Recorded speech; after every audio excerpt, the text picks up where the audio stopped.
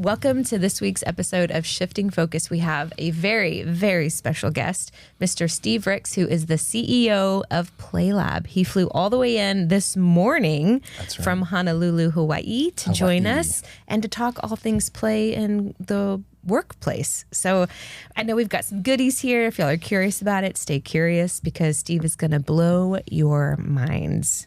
Well, I think we'll blow their minds together, but I'll tell you what, I think this is the first time I've ever flown a red-eye flight just to come to a podcast, and it would always and forever be yours. I really appreciate you guys and what you're doing to help grow our company. So I'm glad to be here. Yay, it's our honor. So can a CEO still play? I hope they can. I still have hope for most CEOs. You know, the chief executive officer in a company generally is the person who the buck stops here. And if you talk about the buck, that means bottom line, right? They're always driven by profit. And what happens a lot is people get lost in that. So when people ask me if I'm the chief executive officer, I say, no, that's what I got this guy Adam for. I let him execute. But that E represents almost anything but that for me. It's like I'm constantly experimenting with new ways, so you call me an experimental officer. But the real driving factor was creating experiences where people came to work and they actually went home happy.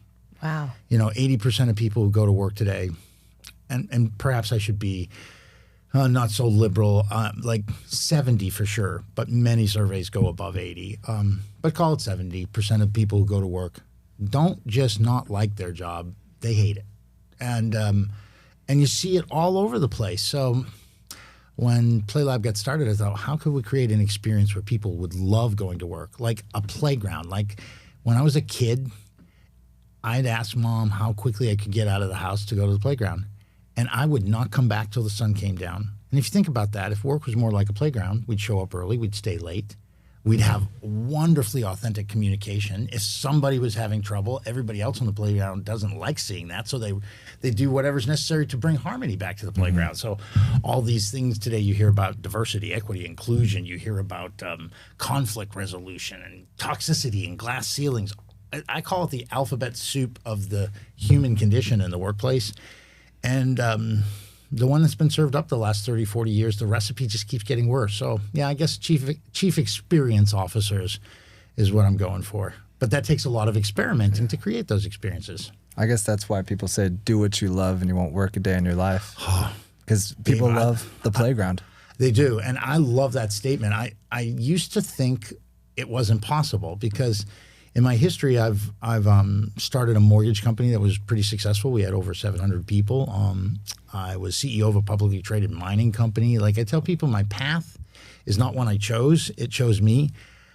And I was pretty good at some of those things, made some money, had some success, had some failures too. But it wasn't until I got doing this that I really found something I love. And I've been at it now about 10 years. And I've created and sold or created and not sold companies in half that time. And this has been a real labor of love, but I haven't worked at all the last 10 years. Like it wasn't work getting on a plane. Like I hate red-eye flights. I hate leaving Hawaii. But I was super excited because this isn't work for me. Being here with you right now, it's play. It's a lot of fun. The red-eye thing, it always sounds like a good idea in theory. I'll get there and have the full day. And you land and you're like, I need to function. I can't do anything. Well, and also the time change. You're 4 hours behind us. 4, yeah. Yeah. But when daylight savings, does it go back to 5? Yes. Yeah. I hope that someday somebody gets rid of that. Oh my gosh, please get rid of it. It's the dumbest. It's for old farmers from like the 1800s that we don't even do anymore. And for World War II for energy efficiency. But that was about it. I want to go back to what you were saying though. Like, and you were so kind asking me, Stefani, if I need anything, some coffee or just a little pick me up or something. And I thought, no, I don't know how to say this, but play is the most regenerative energy I feel. I know when we're done all the cool things we're going to do today, I'll be tired and I'll sleep well. But right now, like I'm redlining with energy. And it's natural because that's what play does. I'm reminded of a story of my own son. He'll kill me if he ever listens to this. But he loved playing with spaghetti. And mom and I, and soon to be new parents, here's my one tip for you. Say yes to everything you can. Kids get told no to so many things. Mm-hmm. So if my son wanted to play with spaghetti, I didn't care, just as long as he ate enough of it to make sure he was healthy, right? Didn't just play with it, actually ate it. And he loved spaghetti, and he loved marinara sauce. And one day he was on maybe his third helping, and he was playing with it, and he's tired, and he literally fell asleep in the spaghetti. And I tell people, if you let kids play, they'll play themselves to sleep all day long, every day. It's learning how to give them some sense of structure without squeezing that life out of them. But yeah, although he eats his spaghetti today with no marinara sauce, so he might have had some post-traumatic stress. He had too much marinara all over his body. Yeah, that's right. Yeah. True story. The first thing that comes to mind that, like, one of the objections that I can hear corporations saying is play has no business being in corporate America because we're here to work, we're here to grow, we're here to scale, we're here to fine-tooth comb it. So how do you stand up to corporations who always want to say, no, we don't have time to play. That's a waste of money. Boy, it's a waste of time. Didn't I hear that loud and clear about 10 and a half years ago when I first had a personal epiphany around all of this, and maybe we'll touch base on that. But I was like, oh my gosh, this is amazing, right? And so I walked into a corporate boardroom in Hawaii of one of the largest companies that is Hawaii-based. And I wasn't there for 5 minutes. I said, just give me a chance. Like, I'll work for free to show you what I'm talking about. They literally laughed me out of the boardroom. So one of my goals here in the next few years is to get back in that boardroom. But to your point, you're right. There is a huge, I guess, just structure that play and work are dynamically different. We're here to grind, put your head down, get your shit done. Yeah, I mean, there are some cultures in Asian countries, right, like where the highest honor was to be the person who worked the hardest. I just recently saw some statistics that said now the U.S. has overtaken Japan as the most overworked country in the world, right? Overworked and underpaid. That's right. What's that from? Anna Tevka, the Fiddler on the Roof, I think. Yeah. But it's true, right? And so when I think about that, and I think about the journey I took, play and work are not only not diametrically opposed, that's just not the truth. When you look at the science of a playful person put in a position that's aligned with what they enjoy doing, that comes back to your statement. Give a person a job they love, they'll never work another day in their life. But boy, they will be ultra productive. So to answer your question, how do we address that? Well, to start with, we do things like this to educate people. And I can tell within 5 minutes of a conversation if I even want to go down a business development discussion with an individual, because if they're so hardline, old school, then I'm going to find the people who are more open. But just think about it like this. When a person is in a state of play, there are 5 scientifically measurable, demonstrable things that happen. And you can find this in my book, Play Saves the Day. It actually talks about this. Number 1, they have perfect self-expression. Think about the workplace. I was looking at memes today of people who don't like their job. And boy, their expression is perfect in saying they hate their job, right? But generally speaking, what is the work full of? A lack of authentic expression, which creates so much conflict in the workplace. But when I'm in a state of play, what you see is what you get. When I'm in a state of play, I have no ulterior motives. And in the workplace, it's dog eat dog. It's climbing over each other. There's always an ulterior motive. I have a sense of psychological safety with the people around me, which, by the way, is why I have perfect self-expression. I have full access to my imagination. And if you think about that when it comes to the workplace, imagination's like the kissing cousin to innovation, right? That's why the word recreation is so fascinating to me, because it just means to recreate, right? And if you then take the last point scientifically, I'm fully present. Well, what is full presence? It's engagement. And what do we lack in the workplace? Engagement. So give me those 5 characteristics in a person, and I've got like the superhero worker, right? Like I make them all like that. Play is the easiest state of being physiologically to affect the psychology necessary to create super workers. So it takes a little education, a lot of experimenting, a few experiences, and one day we'll make believers out of all of you. It's so funny you mentioned the meme thing, because made me remember Sean. My buddy sends me memes all the time, and they're about being miserable at work, or the boss catches you doing this, or I just want to get out of it. And I never know what to say to it because I don't feel that way at all about what we do. Because I'm like, oh, I forget you're in the grind. You work for these type of companies. So I just like double tap it. I like, haha, I don't. Yeah. But it's funny because it's so true. There's people literally that think that way. They're like, just watching the clock till I can get out of here. Well, not only do you think that way, I'd never seen this before. I laughed my ass off today on the plane. This one meme shows this girl Googling fake computer upgrade. She presses it, and her screen says 45 more minutes till upgrade's done, or something like that. I thought that's brilliant for her. But think about the things people do to get avoid out of work. I have a girlfriend that they monitor her screen time, and so she has this mouse that moves. It just moves on its own. People buy programs that do that because she can get her job done in 2 hours, but they want her on the clock for 8. So they monitor her screen. Hey, if you got to get it done, as long as she gets it done. That's what I say. But so many people focus on that data instead of, okay, what kind of job are you doing? Are you doing your job in 2 hours? Great, I'll pay you for 8 hours. I'm glad you brought that up. I played golf with a guy yesterday, and he and I play golf at least once or twice a month, and he has a typical job where he's supposed to be there 40 hours. I said, listen, bro, I'm going to be gone through almost Christmas. We got to go play some golf. Can you get out of work early? And of course, I go wherever I want, when I want, right? I own a company that's designed for everybody in the company to feel that way. And so he said, yeah, sure. Meet me at the course at 1.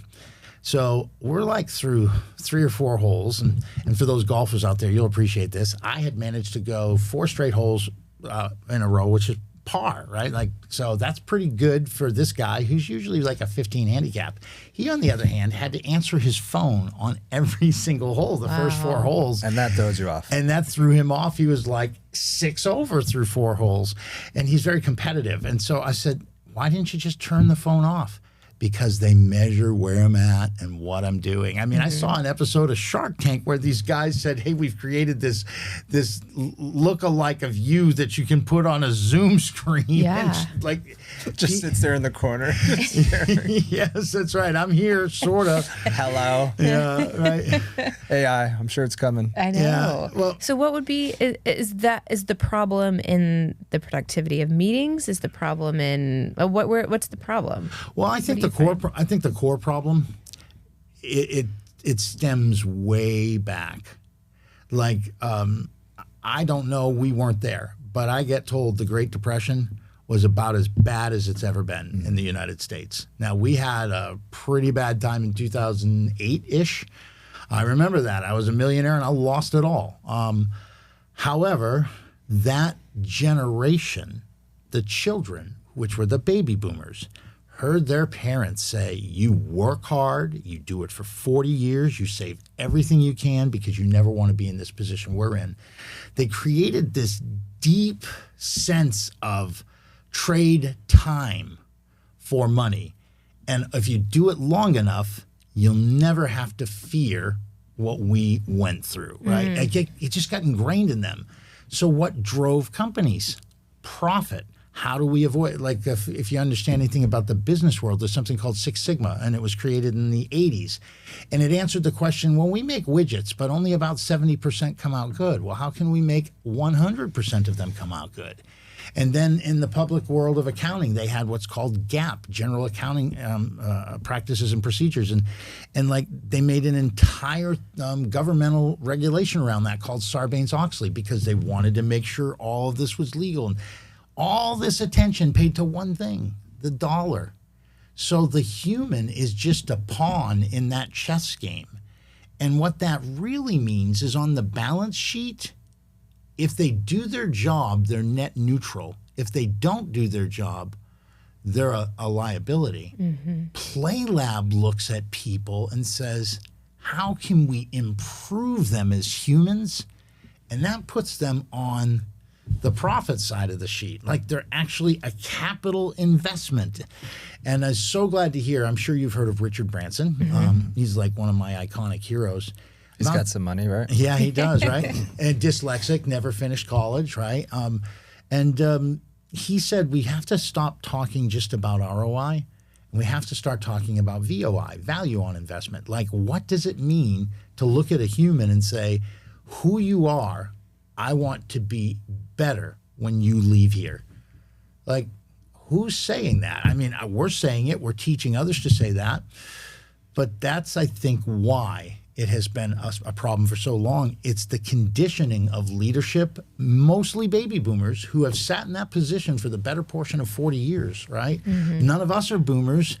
And if we weren't business owners in the entrepreneurial way, right, we'd be stuck in a pecking order that says glass ceiling, baby owners are going to control it until they're gone.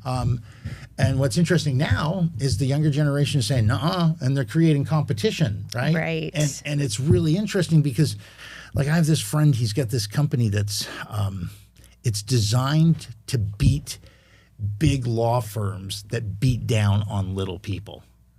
And he started with 4 people. He's like at 70. And he started 2 years ago. Why? Because it's all younger generation that say people matter. I mean, it's the truth. It's the burnout. I'm glad you brought it up because I was going to ask you about that too. There is a huge gap between what are they now? Gen Zs? Millennials? What are they called? Millennials are the ones, I'm technically The millennial. youngest. I'm an older millennial. What's the younger one? Gen Z. Gen Z. Gen Z's coming in. And then there's actually now charting of The alphas. the alpha generation. Yeah. So the Gen ones Z, coming, the baby boomers, like the big. That- Millennials were getting the blame for all this stuff the last few years, but I think it's the Gen Zers. and there's a big gap there. Like the Gen Zers are no longer putting up with it. They're saying absolutely not. I'd rather be a YouTube star than go work in your corporation. And COVID changed everything with It work did. from home. 100%. Now this home. gig economy where I take my tablet or my laptop and I live on a beach or on an itinerary of my choosing, and I have part-time contracts for 7 different countries, companies, and Probably countries too. yeah, that's right. Yeah, exactly. And that's the whole point, that the idea that work is 9 to 5, and you must show up at the actual place for which you work or are employed is an idea that is disintegrating so quickly, and yet owners are still resisting it. Mm-hmm.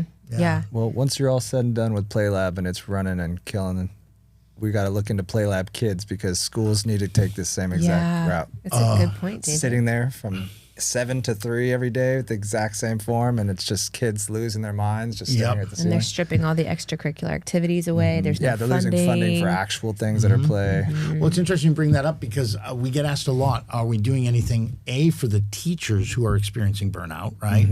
And B, of course, the students. And not yet, right? Because there's not a lot of money there, and we are a for-profit company, but they are definitely on the list, right? And here's what I find interesting. I don't know when it happened, probably whenever the Harvards of the world emerged in the early 1600s. The Ivy Leagues. Yeah, and test taking took place. And then all of a sudden that filtered down all the way to preschool, where you were rewarded for right answers instead of curious questions. Rote memory is not education. It's just the ability to remember and repeat something you've been told. Education is this ravenous, curious, playful spirit that says, what's behind those? Right? You're literally describing what's up science at that there? point. You know, they're like, well, our job is to figure out how this works. Let's take it apart. I saw a whole reel today of a guy saying that's why he's like, my kid will be homeschooled because I'd rather, what's more important to me is that my kid can look you in the eye. They can have a conversation. They can process things instead of saying, oh, my kid got 110 on this test. They're so smart. Well, how are on they? a roll at home. Yeah. Well, So it's there's interesting. Yeah. Yeah. Like I'm single right now. However, I have. Hear that, ladies?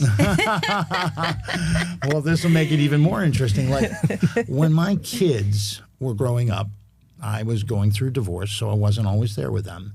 However, I was not also keenly aware of the things I am now about the role of play in human development, because usually the child plays until mom or dad says, please act your age and not your shoe size, or act however that goes, right? I get those things. I still act my shoe size. Yeah, right. I can attest to Right. that. But here's the point. Me too, right? Yeah, And I'm happy to do it. But there's this, you got to grow up, like put away childish things, right?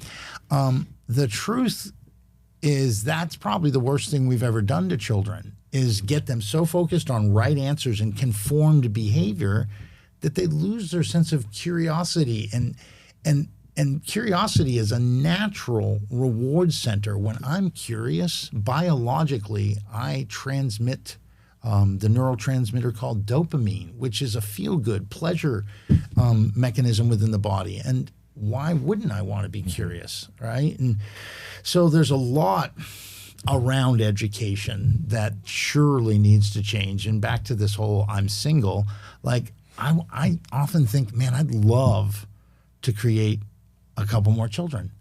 And here's why. Because with what I know now, and of course, whomever I would do that with would have the same kind of frequency I have, was they could be super babies. They could be like my teacher. Like if you think about, in some countries, young children became emperors and empresses.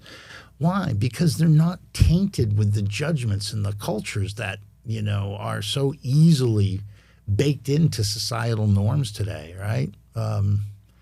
Yeah. I think if I had more kids, I would get a sailboat and I would sail the world and let the whole world educate my child. Yeah.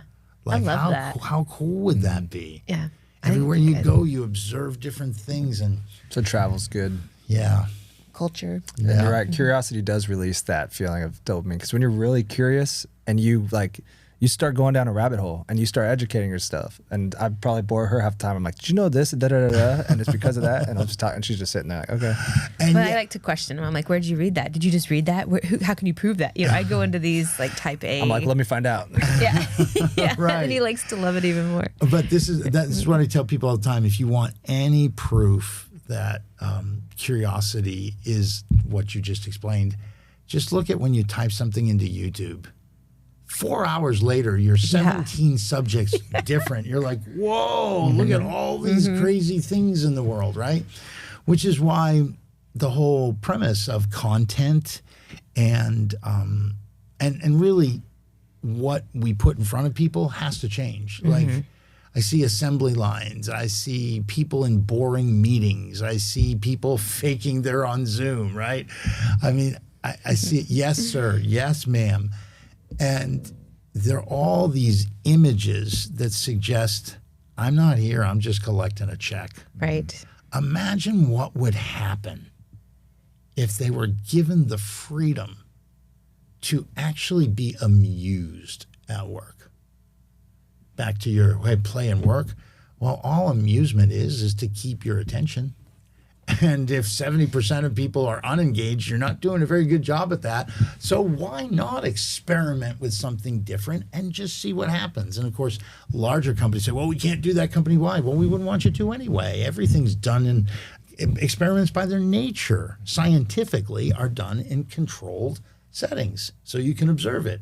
And if it proves to be this time and this time, well, then maybe you got something, right? And this is why...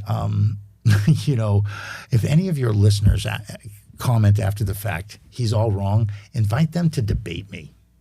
I don't do that because I want to be right, but I love watching people when they're like, oh, I guess you're right. And I'm not trying to be right. I just want to be happy because so many people are unhappy at work. You know, imagine what happened if they're happy. But I wonder if people just associate play with like sloppy, like you're not focused, you're just like horsing around versus making something fun and engaging. There's like a big difference. For sure. Yeah. Right? And I think that comes back to your initial idea of, well, no way, we're not letting work into the environment. We make computer chips. Imagine how the quality will go through the They think basement. it's like throwing keyboards, like, oh, goofballs. Yeah, right. Or it's not safe. It's not safe to play when you're doing You the play assembly line. professional sports, you know how serious they take that? And that's technically playing a game. Yes. That's a good point. So I think the easy answer for that is that we're not advocating for recess, although that might be a good thing in some places, right? Yeah. Like, let me just stop everything for a few Well, and do minutes. people think that when you start talking about the playground? Are they're like, for me, my mind goes to recess and how do you incorporate recess? So is it a vocabulary? So what they do think is like, I cannot trade my hourly wage time for you to play with my people. I'm great. I don't want you to. And what I want you to do is get intelligent about what play really is.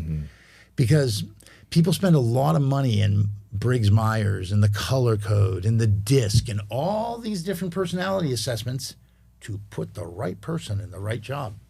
Well, why not take our play personality assessment and see how people play best and match that to job descriptions? For instance, we have this amazing guy.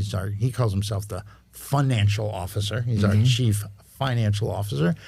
Well, his sandbox is numbers. He loves making money go further. He loves looking for more operationally efficient things.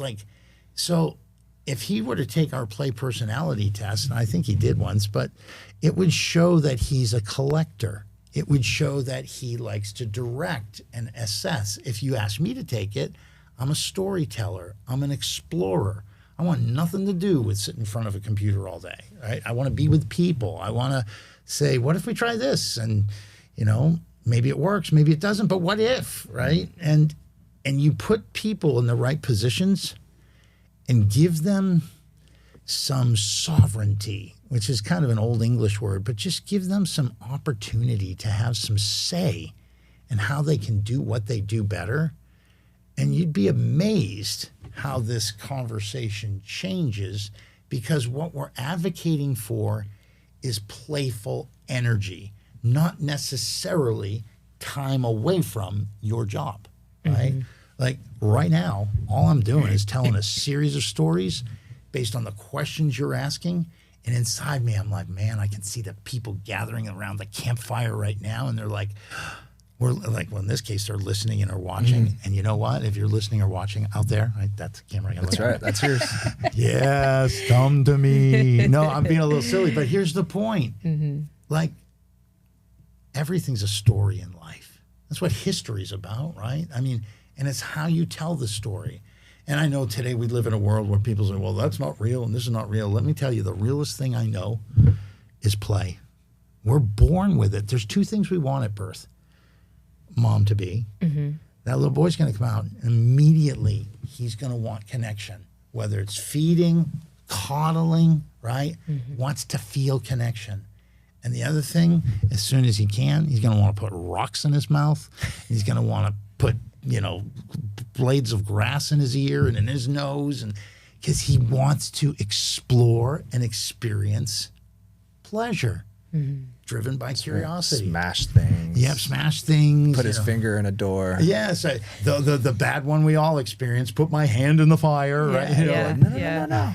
Yeah. What do you think that is? Do you think where does it shift and why? Is it society telling people you have to settle, you have to stop being immature? If at what point? What forces the conforming? Yeah. Where do we shift play out of our curiosity? Well, I think the biggest one is the construct of time.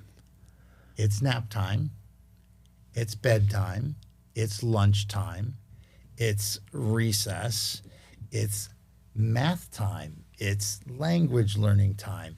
Everything gets put in a box. Makes sense. And as you get older, you get so many of these boxes. What's the one that goes the first all the time? Play. And naps. Yeah, and naps. That's right. And by the way, I love naps. I love naps. When you know you got to get something done, though, someone's waiting on you. Like, I got to keep pushing through this and get it to them. Yeah. And there goes my nap or my recess. That's right. And we've become okay with that. I think I mentioned earlier we're the most overworked nation in the world. And that, I don't think that's because we want to be overworked. It's because we can't afford to live, right? Yeah. And that's true. And people are working like 3-4 jobs now just to. Well, hey, listen, where I live in Hawaii, there are families that mom, dad, grandma, grandpa, grandkids will all chip in and buy like a 10,000 square foot house so 20 people can live in it, right? I mean, there's some 10,000 square foot houses that 2 people live in, right?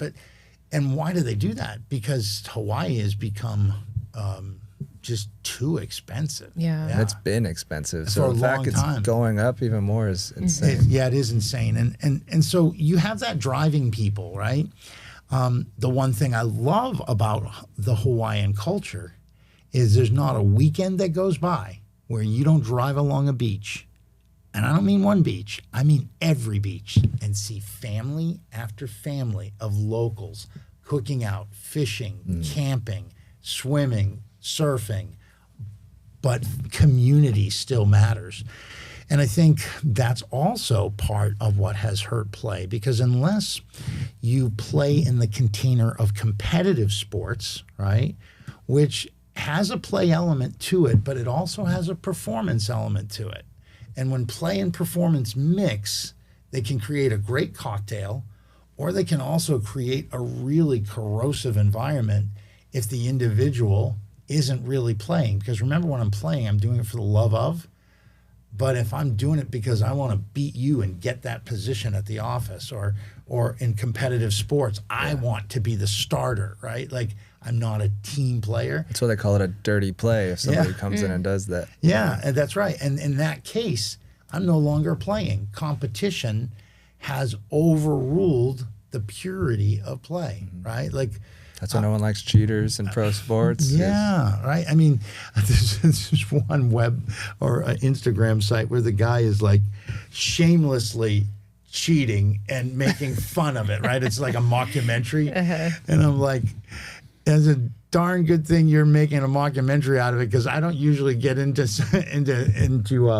people's messages unless it's about work and play. But like, yeah, there's a lot of people who can't even play for the joy of playing because they're so conditioned, right? Remember, am I going to be right with all the right answers, which gives me the star on the forehead when I'm a little kid? Oh, well, now I get to be the club championship too, right? I've been a member of a few country clubs where you see people cheat, and then, once they're back in the grill and they've had a few drinks, you just flat out say, "Why do you do that?" And they look at you and it's their own personal it's just like, yeah. So play by its nature is a fantastic morality monitor. Like, pure play just doesn't tolerate that stuff. How do you scale out where somebody is to know where you are on the play spectrum? Do you say, because if I'm like, well, I'm playful, well, maybe I'm not. Yeah. How do you know where you are? Well, I'm glad you asked that. And I don't know if you can do this, but if you can, I'll give you the link, and you can put it in your chat or your video afterwards. We have a game called the Adventure Game. It's so much fun. I did it. It is fun. Pull it up. Yeah. And the Adventure Game reminds humans of something that we're never reminded of, right? Like, when you bought these microphones, it probably wasn't a big user's guide, but you got a user's guide with it, right? When you bought all this equipment. You think I read directions? It's me. No, he doesn't read a single thing. She's like, what's taking so long? I'm almost done. She's like, have you read the directions? No. He doesn't read a lease. He doesn't read a contract. He doesn't. Nor me. Yeah. Like, my last I know girlfriend what said, goes here. my last girlfriend said, "I'm going to get you some Directra." I'm like, "Did you mean Viagra?" "No, I meant Directra." I was like, what's that? Like, read the directions, right? And I was like, but true, right? So Yeah. So they came with it. Yeah, and your baby will not be, the umbilical cord won't be this convenient user's manual on how to be a human, right? Yeah. It came with batteries. Yeah, that's right. And this is really what got me going down the rabbit hole to start with. I had been a consumer of a lot of different self-help and professional development tools. And I think it's the Sanders Institute of Sales Training, Bob Proctor, Tony Robbins, Grant Cardone, like, done a lot of these things. And what I continually observed in myself and all the people I met is that 80% of the people who attend are almost like groupies. They keep going back for more to be the new high. Like, you'd get 90 days and I asked myself, why don't I have the ability to create sustainable change in my life and lasting results? Well, that got me into the neuroscience of the brain. So back to your original question, how do you know where somebody's at when it comes to play? Well, what I came to find out is something I'm sure you both know, is that, we have a consciousness, which is what we're doing now. I'm actively talking, you're actively listening. We have a subconsciousness, which, whether we like it or not, all three of us have used, even in the time of this, where our mind drifted for a momentary second, and we're in subconscious thought process. We have unconscious thought, which is that which happens without us even thinking about it. I'm so glad that I don't have to think, okay, breathe, okay, blink, okay, swallow. We would die. But once you do think that, now you're actually thinking it, and you're like, dang it, Now I'm consciously now with I that. just realized I took a breath. Yeah. And in a certain kind of way, inefficiently, did something I didn't need to do, right? Like, stop that. Like, your body does that already. The one area of thought that we don't play with much because we don't know much about it is our imagination.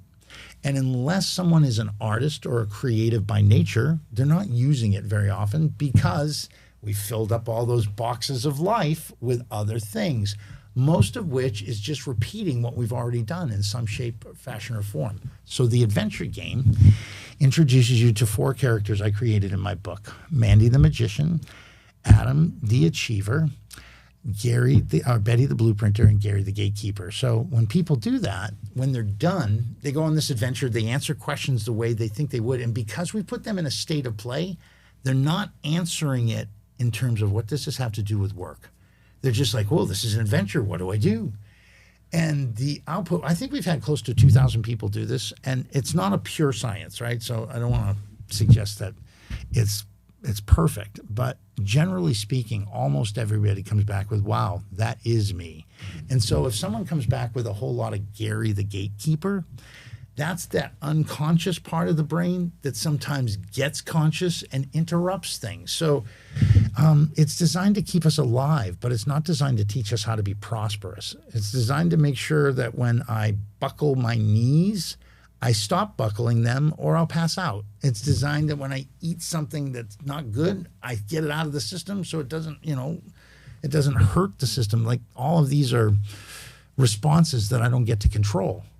So when it comes to the responses I do get to control, the question is, well, how much time am I actually controlling them versus letting Betty, the blueprinter, your subconscious, just keep hitting photocopy? Yeah, let's do that 11 more times. Like, I'm 58. I feel young. I don't feel like my grandfather at 58 who had 4 bypasses and died at 62.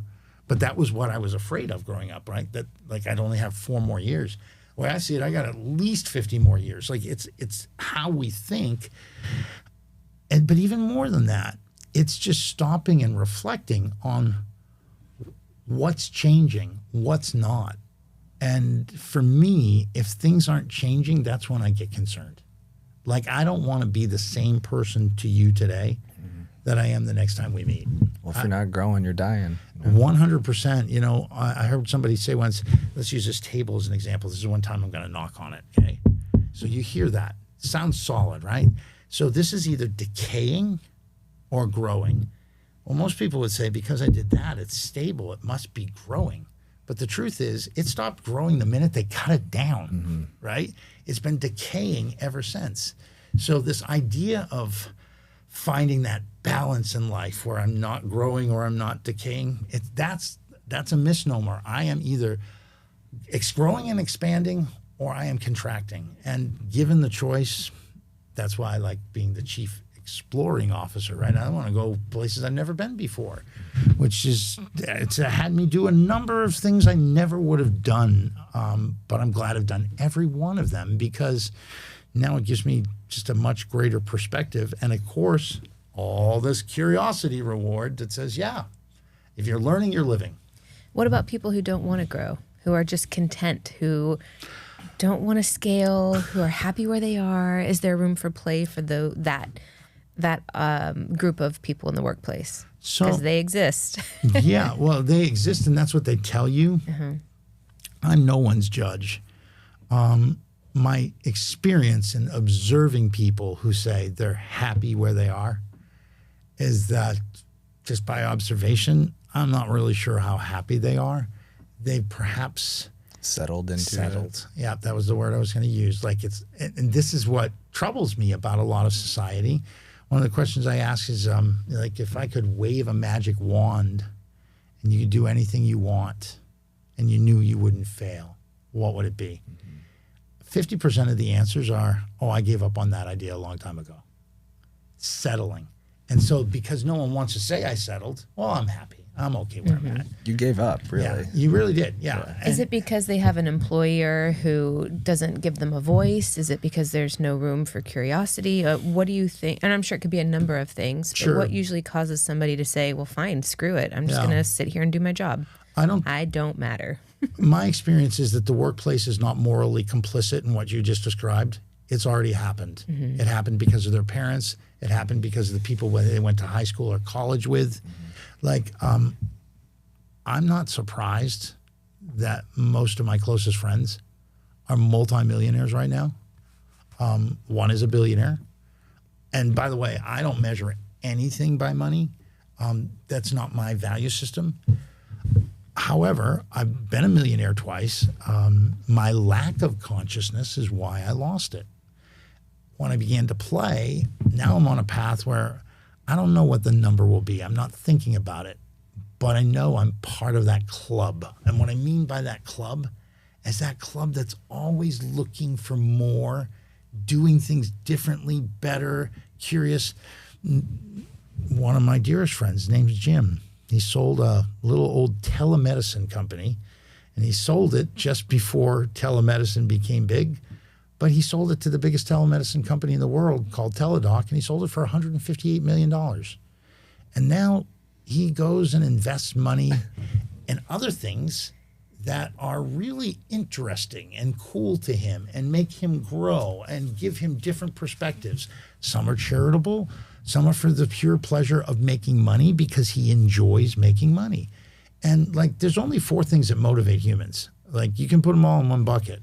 Cause-based. I'm heavily cause-based. When I leave the world, I don't care if they remember the name Steve Rix. I just care that they found their way to play. Like, that really matters to me. And I'm definitely achievement-based. Those of us who are partners at Playlab made a commitment that over the next 10 years, we're going to find a way to get 1 billion people exposed to the playground, per se. That's a big achievement.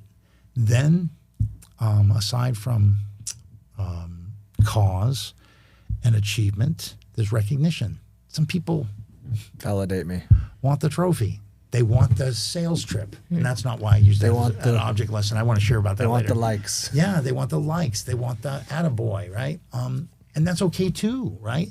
And some people love the idea of creating more financial means. And I'm not talking about somebody, like if I had no money, to say I'm motivated by money would not be correct. I'd be motivated by necessity. It just happens to be the need is creating money. I'm talking like Adam. He's definitely motivated by money. He's for those who are listening and watching, he's our financial officer. But like, he really loves making those things tick. Mm-hmm.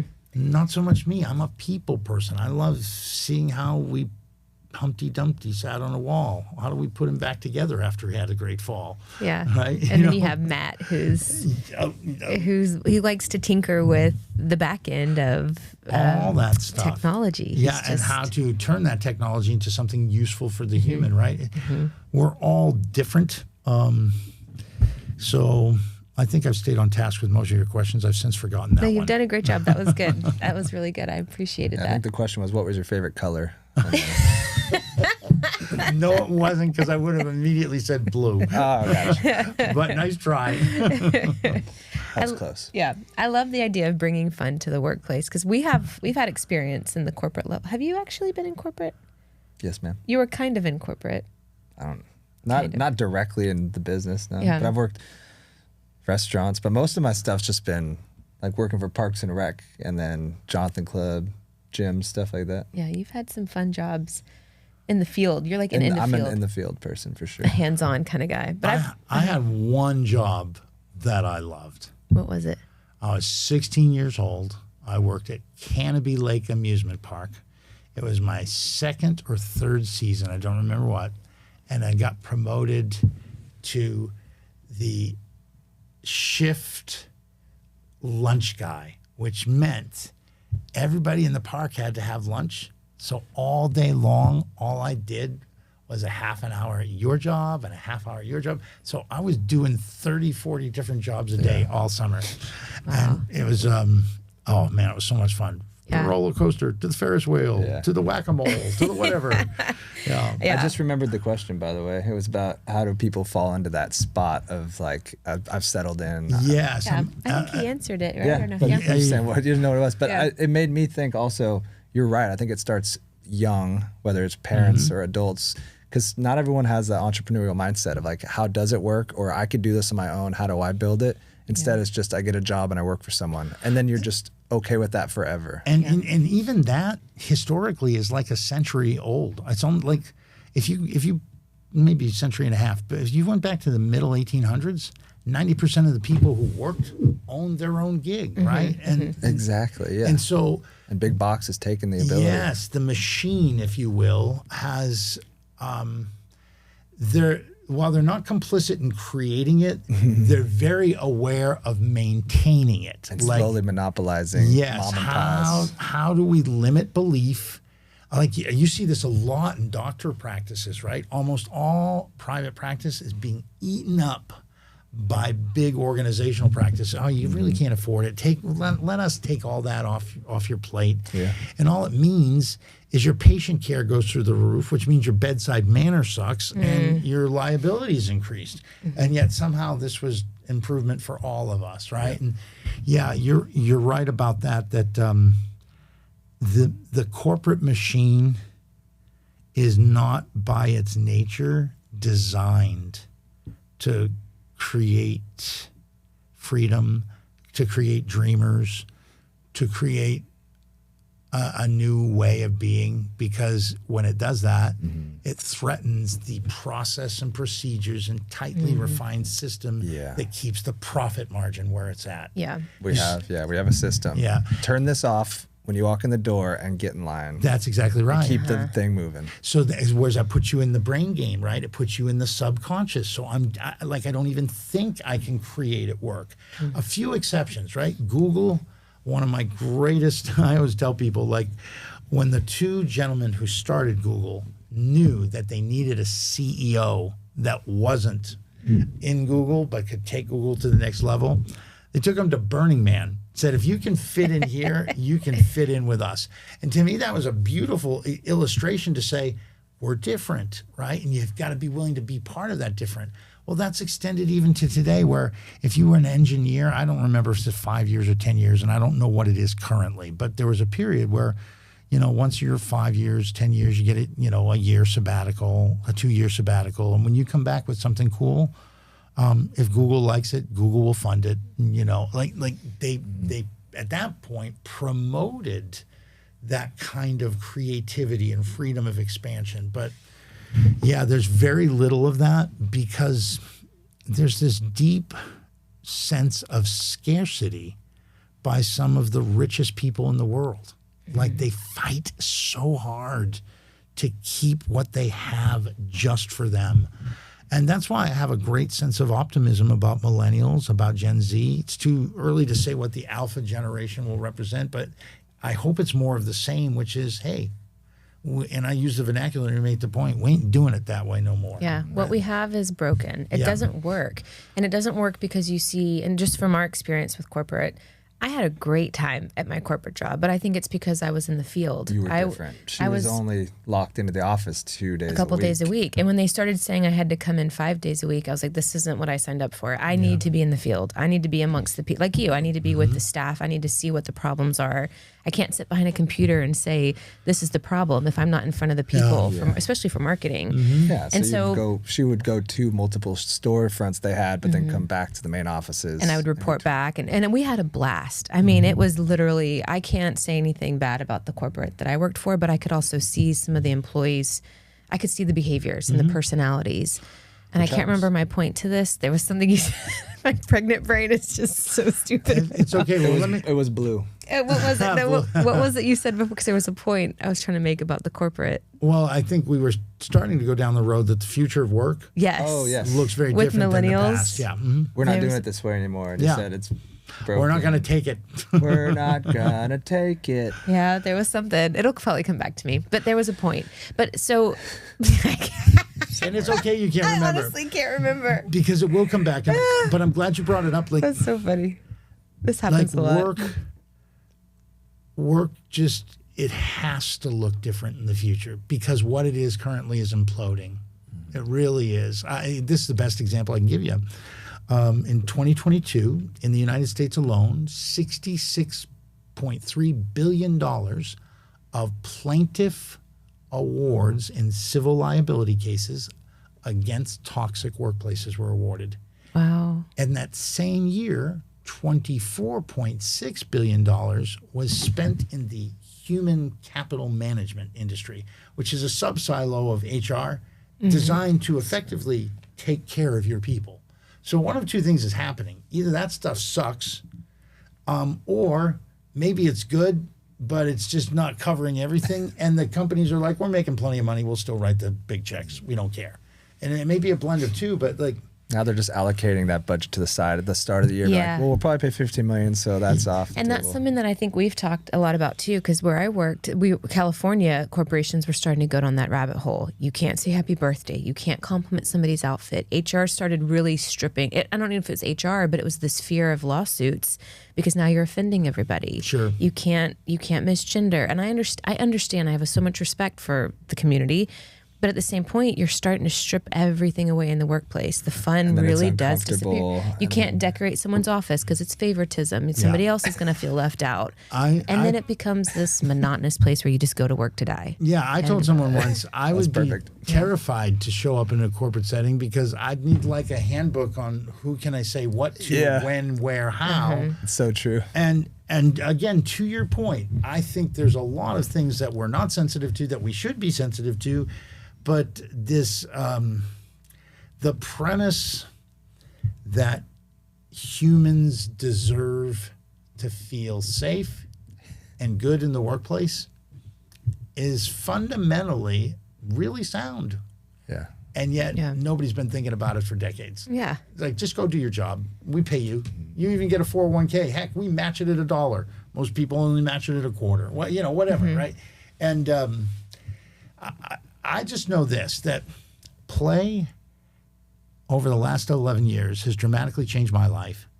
I've had well north of 600 coaching clients that represent literally tens of thousands of interactions with them all. And like, play just does really miraculous things. So that's what really got me excited about, okay, well, how can we scale that? Right. How can we, a few years ago we had a pandemic. Well, I want a pandemic of play, and man, I want to take full responsibility for that. I leaked it. I did it, man. Yeah, I poured a little of that in your office. That's right. Yeah. You'll thank me later. I think back to the point I was It's going so to funny make. because it's Playlab, like Wuhan lab. Right. It leaked right out of the Playlab. Well, and it makes a point, like it's not just enough to play. Yeah. It's the experimenting with it that gets people paying attention. And to your point, when I go into work, leave you outside, and the only thing you should pay attention to is steps 1, 2, 3, repeat. Steps 1, 2, 3, repeat. And now you're just in an assembly line like Yes. the monotony of it. You burn out. So your brain has no room for paying attention because you're in, copy another one, Betty the Blueprinter. So getting people into that Adam Achiever mode where they can have an ownership spirit and say, hey, boss, what about this? And what about that? And then their imagination starts showing up. Like, innovation is not a department. It's an idea. It's a culture. So One of the things I love that you do too is it's not this top heavy corporate. I think when we first spoke, oh my gosh, we were at the Grant Cardone Great American Speak Off, which is where I met you. Yeah, And almost a year ago now. You were in our group. We were in the same group. And I remember hearing G5. you. Yeah, baby. In the Shout house. out to Group 5. And I I remember just have your to tell all the listeners, more people in G5 got into the round of 30 from 150 than any other group. Yeah, we killed it. By a lot. That's the achiever there. We killed it. So it was fun because I got to hear your story, which you haven't even really talked about yet. So I want you to jump into that at some point. Yeah, where the play came from. Yeah, but then also the way you're setting up the business is really fascinating, where you have your lowest paid employee makes a percentage of the highest paid employee. Yeah. So there's this sense of balance through compensation. So if you could talk about how you started Playlab and then also your compensation pyramid would be awesome. Well, let's go to that in reverse order just because the second one take a little bit more time and probably more interesting. But I've always felt like I've never made $1 million in a year. at least not in direct compensation through investments and stuff. I've netted over $1 million in a year, but and not that that's even a thing.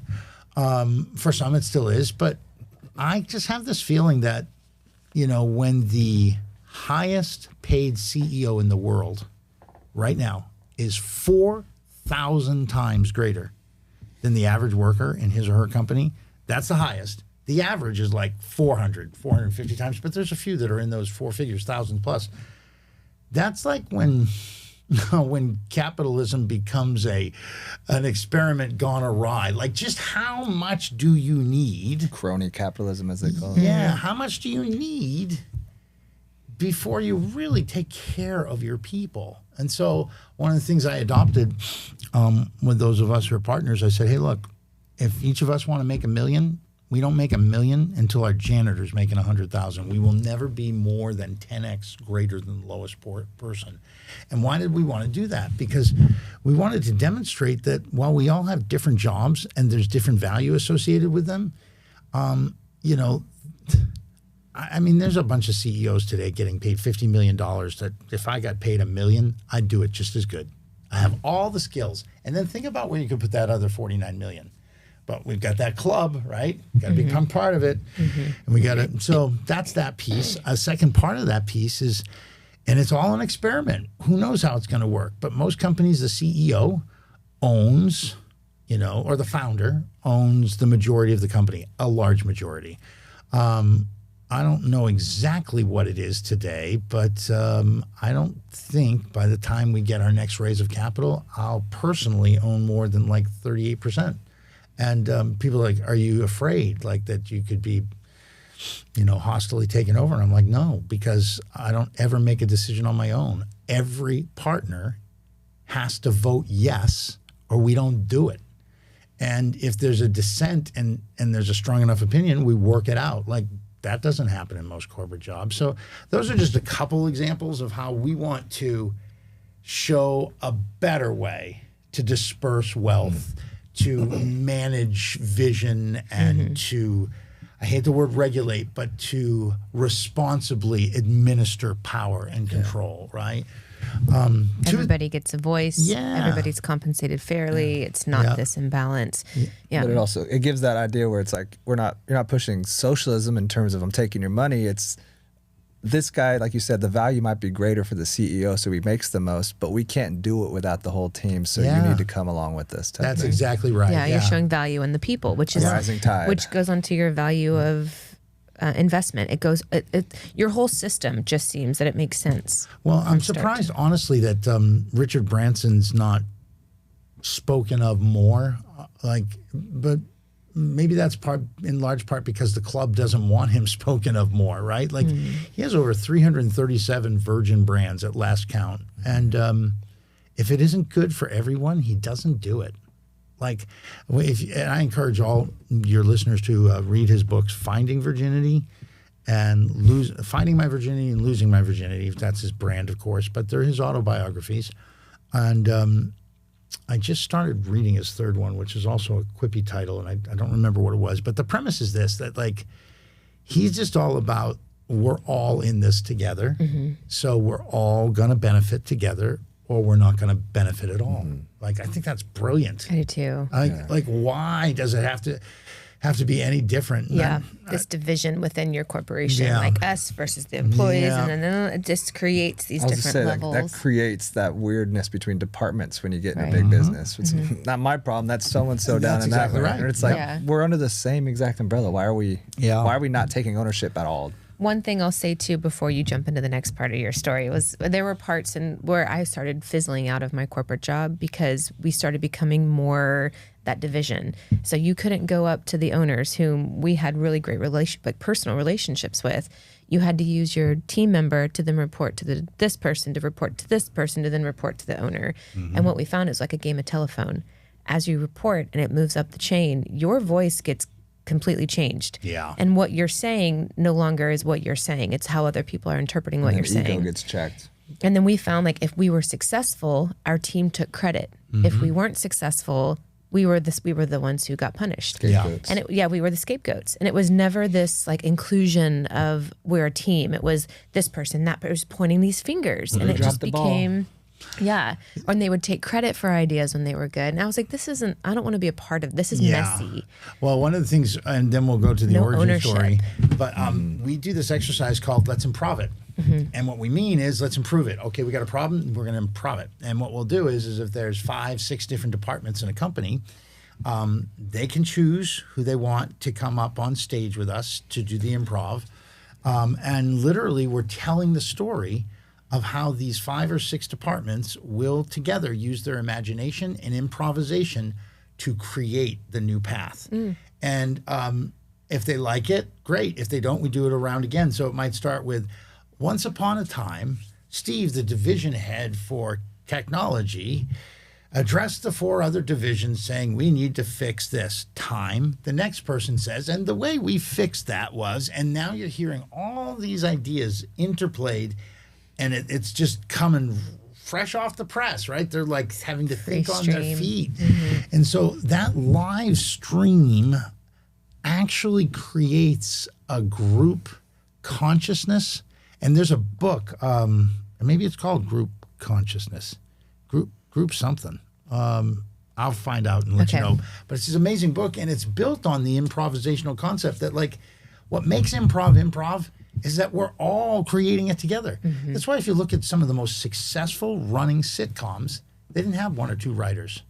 They had 10, 12, 15 writers. It's the writer's room. That's what they call it. That's right. It's a writer's room. My daughter worked on Big Bang Theory before she became an executive producer. And that was her experience. She's like, why are all these people doing, I get it. This person feeds off of this and that and this. Like ideas. Yes. Flow. And isn't that imagination? Isn't that what's happening even right here, right? Yeah. So is she a part of Young Sheldon now? She was part of Young Sheldon. That's where she became an associate producer. And now there's the new show called Mike and Maddie's First Wedding. Yeah, what we always talk about that. First marriage. We're like, why first? Marriage. Are they getting divorced in the show? I asked my daughter that. She said, you'll just have to wait and see. Because she's now like the executive producer of that. But so now she knows, but she won't spill the beans. Yeah, so I'll see her later this week. I'll ask her. But to your point, right, like it's called Group Genius. Okay. Yeah. We got a lot of books to read when we wrap up this podcast. Group Genius. Group Genius virginities. And yes, there you go. That's a different type of group virginity. The point here is that the magic is in the collaboration. And when you can begin that right from the outset, that's where it really gets exciting. And I'm sure we'll talk about this later or another time, but and then I'll go to the origin story. Like, you tell me what your problem is in the workplace with people. Don't ask me about technology. That's not my gig. But if there's a people problem, there is a surefire way to use play to fix it. 1,000% guarantee it. Which, by the way, is why, and I was thrilled when Adam, our CFO, not only agreed to this, he suggested this. He said, if you're not happy, we will give you all your money back. I said, we will? He said, he said, you sure about that? Well, the reason why I was so excited is in my coaching practice, over 600 individuals, I said, look, if we don't accomplish the goals to your liking, then one of 2 things, your money back or we keep going for free until you do. No one ever kept going for free. And in 600 plus occasions, I think I had a total of 4 refunds, and they were all in the first 2-3 years. That's unheard of. It is. Play gets the job done. And I got a whole toy box full of things to prove it. But my origin story. Yeah. So perhaps it's come out through some of this that I've just had a hankering for starting things. I, right out of college, worked for one company, which was a church, but also a company of sorts, right? They're in the human development business. And after I got told I couldn't use my lunch breaks to jog, I decided I didn't want to work for anyone anymore. So then I started a church where I got to work for me. And to jog, like to exercise? They wouldn't let you exercise? Okay. During lunch. That's not what we do at lunch. We eat at lunch. I said, okay, fair enough. And so within 6 months, I'd left. And And there were other factors like Sure. just some of my expression of faith and how it was expanding. And so You were just trying to jog for Jesus. Right? more or less. Anyway, fast forward, I took a small group of 4 families, helped start a church, and we grew it in 2.5 years to like 400 people. It grew very fast. And once again, my creativity and my desire to explore ways to get more people, I guess I wasn't old-fashioned enough or something like that, but that got me out of church work, and I started a scuba diving business. And boy, that was a lot of fun until it wasn't. And it wasn't because they decided to fly planes into the sides of buildings and people's 401ks went down. So buying scuba was now not, something was in their budget, right? And so if you fast forward through all the jobs I had, every single one of them had one thing in common. Somehow, some way, it was designed to improve the quality of my customer. Whether I was a financial planner, whether I was helping you with your spiritual game, having fun and adventure, like what I realized is I liked seeing people experience something that was meaningful for them. So having played with starting 6 of my own companies, having achieved a 7-figure net worth, and for a short period of time, about 6 months, having on paper a significant 8-figure net worth, which I got squeezed out of because it was a public company and it was hostily taken over. Then a year later, after they'd buried it, they had the nerve to ask me to come back and fix it. But I learned through all of these things that I really didn't like what I did. I just was kind of good at it. And not great, but good. And the one thing I had got clear in is I was really good in judging myself. And what I mean by that is by 44, when you've lost 7 figures and lost 8 figures and had 2 marriages and lost both of those, man, just put a big D on my head, defective, like broken. Get him off the assembly line. He's done. He's finished. And so I moved to Hawaii. Good idea, right? And I didn't know anyone. I'd just given my second ex-wife what little bit of money we had. And I think I took $500 and I slept on a guy's couch. He let me borrow his beat-up old Toyota. I remember this very vividly. It's just 11 years ago. Toyota Tacoma in Hawaii. How unlikely. It wasn't even a Tacoma. It was like a Corolla. I didn't even have the benefit of a place to put a surfboard or scuba gear. True. But then I ended up cleaning fish, living on a sailing yacht. Like it took about a year to get back on my feet. And during that year, there was a 90-day period towards the end where I promise you I talked to no one. If you called, I didn't answer. If you were at the grocery store and said, this is the amount you have to pay, I just paid the amount and walked. I was deeply ingrained in victimhood, creating a story that allowed me to sulk. And 2 little kids came up to me on the beach and they asked me a question that has radically changed the course of my life. They just said, hey, mister, you want to play?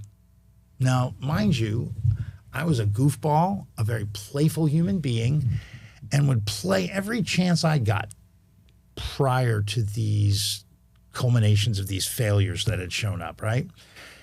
Well, when 2 little 4, 5, 6-year-oldish kind of kids and their parents were off in the distance, they were tourists, right? And they're like, oh, you don't need to play with them. And in my head, now I definitely need to play with them, right? You know, all this is happening in milliseconds. All right, sure, let's play. So they hand me a bucket and a shovel, and we make this sandcastle that they thought was epic. And we dance in the waves a little bit, and like that, they were gone. But what remained was this brain that says I'm washed up and done was now saying, what am I talking about? I'm just getting started. This emotional depression and numbness was like, in Hawaii, we call it chicken skin when you get goosebumps, was like electrified. I was just like, what just happened to me? So emotional pliability, mental resilience, and I asked myself a simple question. If play on accident and in like an instant could create that for me, what would happen if I experimented with it for everything? And so that's when I got on the coaching bandwagon, and very quickly got a bunch of clients. And I honestly didn't know what I was doing. Like I just knew that things like a tennis ball, who's in this case, this is William. You know why it's William? William Penn. Because of William Penn. Yeah. And I just thought, oh yeah, William Penn. He was some historical figure. Not Sean. No. Oh man, he should have. Oh no, not Sean Penn. Although I had lunch with Sean Penn once. Did you? Is he fascinating? He is fascinating. Were you at the El Chapo meeting? Is that what? No, I was not at the El Chapo meeting. I was at a Subway in Washington, D.C., and there's only one seat left. And he said, "Can I sit here?" I said, "You can if you tell me that I think you're that actor guy, Sean Penn." He said, "Then I guess I can sit here."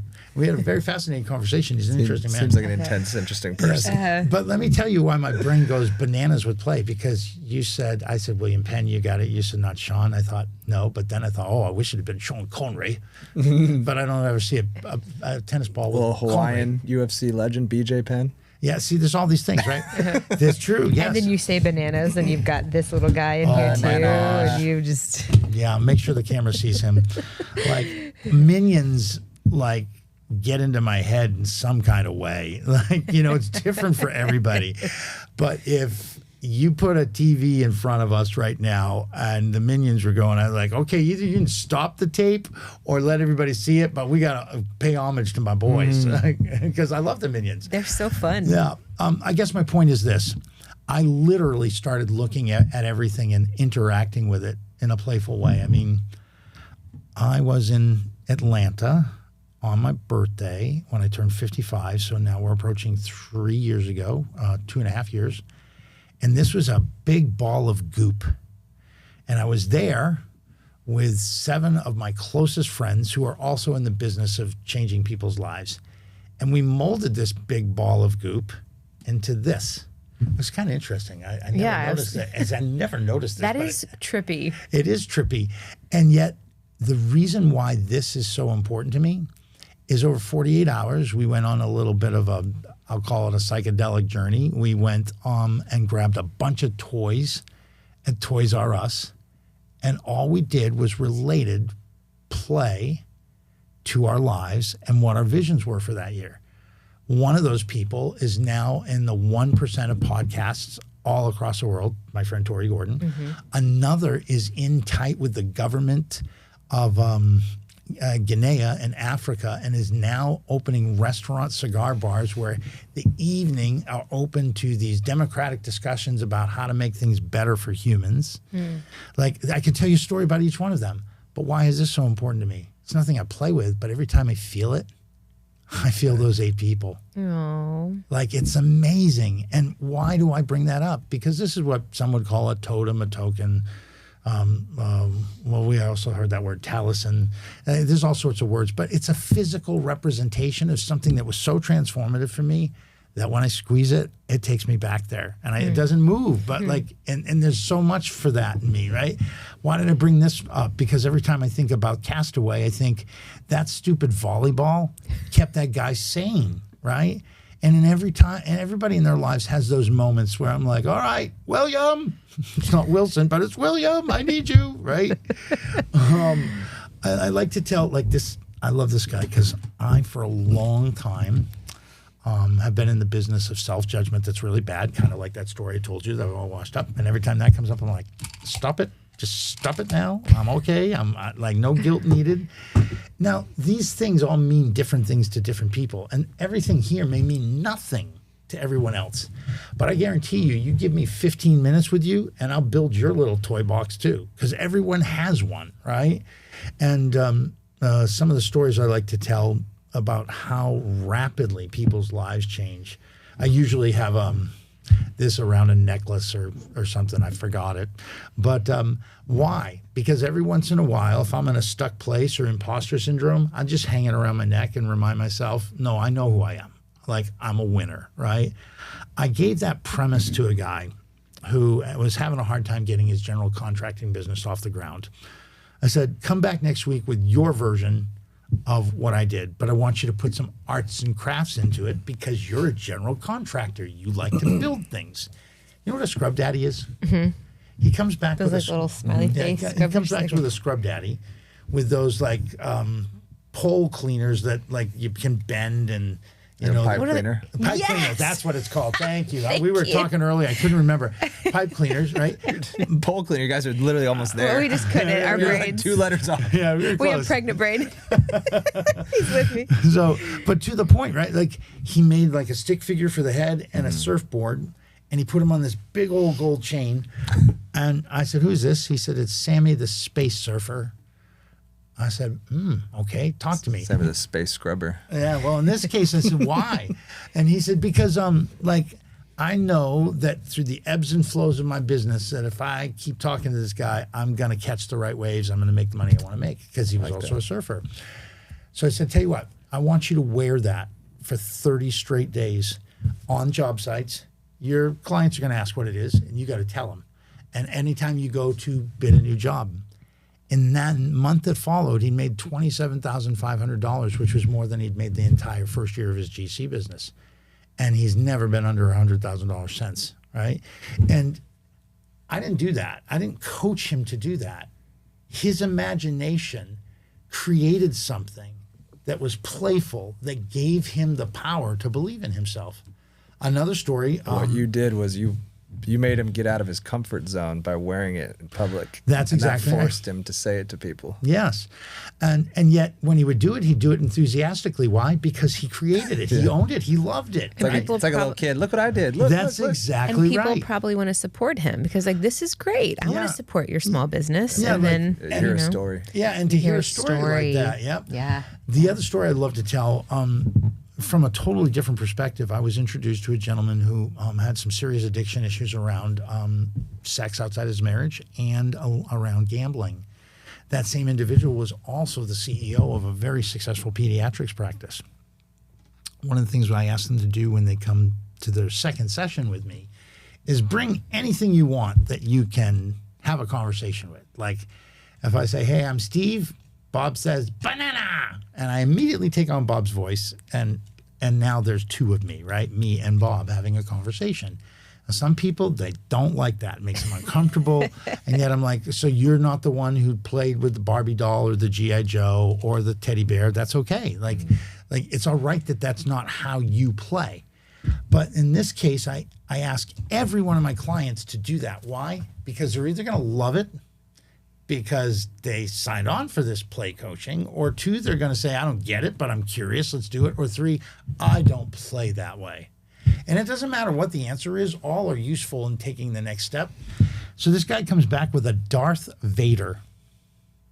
And I'm thinking, at this point, this is during the pandemic, so I'm probably 350, 400 people deep in my coaching career at that point. You probably wanted him to wear masks. So you wore a Darth Vader mask. No, but watch this. We didn't even get that far. I just said to him, I said, "I've done this a lot. I've never seen such a diabolical character." True. Dark. Yeah, very dark. I said, "So tell me why." He said, "Well, I've obviously, laid my soul bare to you. I've done some really dark things. But I love Star Wars. And if you know the story of Darth Vader, even in the end, he found his way to the light. So if he can, why not me?" And he just starts bawling. He hasn't even taken the thing out of the package yet. Once again, I didn't do that. A state of play did that. And I could give you lists, like so many different examples.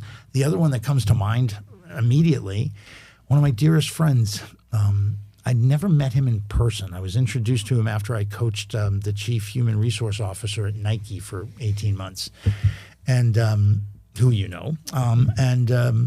She introduced me to this guy's name was Andy, and Andy passed away after having COVID twice and recovering. Then he came down with cancer and was dead within 6 weeks. And so I never met him, but for 2.5 years during COVID, we would encourage each other, talk about what we're going to do afterwards. I couldn't make the funeral because, of course, COVID was still going on. He lived in England part of the year and Georgia part of the year, and he was stuck in England when he passed. Like 2 months later, I get this call from a guy named Josh.